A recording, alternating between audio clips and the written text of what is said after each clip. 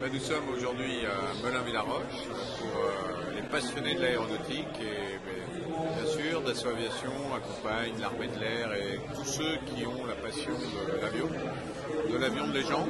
On voit des avions qui ont opéré pendant la Deuxième Guerre mondiale. On a vu des Spitfire voler, comme le Rafale qui a volé, va voler encore, et la patrouille de France, symbole du bleu, blanc, rouge et des avions français. Voilà. Donc c'est un meeting aérien de la passion où les gens se retrouvent pour partager ensemble cette logique des avions de combat, avions en général, mais surtout capacité à se mobiliser tous ensemble.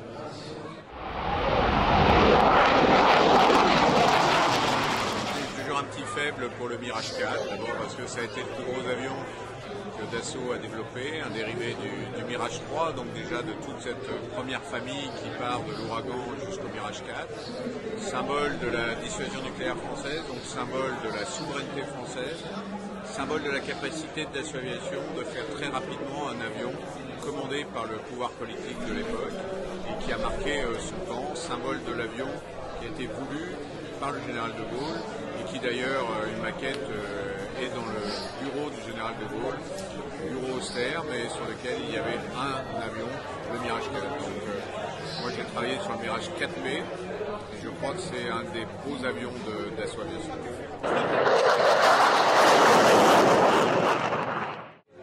Quand j'étais petit, c'était le Mirage 2000, et les tout débuts du Mirage 2000 dans les années 80, du moins j'étais déjà assez grand en fait. On allait au Salon du Bourget et on avait au Salon du Bourget ces avions de combat et le Mirage 2000 était l'avion des années 70-80, démonstrateur d'abord, prototype, qui est devenu une formidable légende aussi, et qui est encore en service. Quand j'étais jeune, le livre culte c'était bien sûr Le Grand Cirque, qui marquait aussi cette volonté non seulement des avions, mais cette volonté britannique de résister à la progression allemande. Donc c'est un livre qui a beaucoup marqué, plus grand, et encore maintenant, sont les livres de Saint-Exupéry, Terre des Hommes par exemple. Après évidemment le pilote de guerre, la mission sur Arras.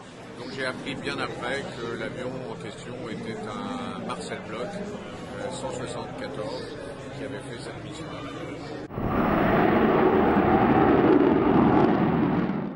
Écoutez, je crois que je suis un peu chauvin, c'est le Rafale.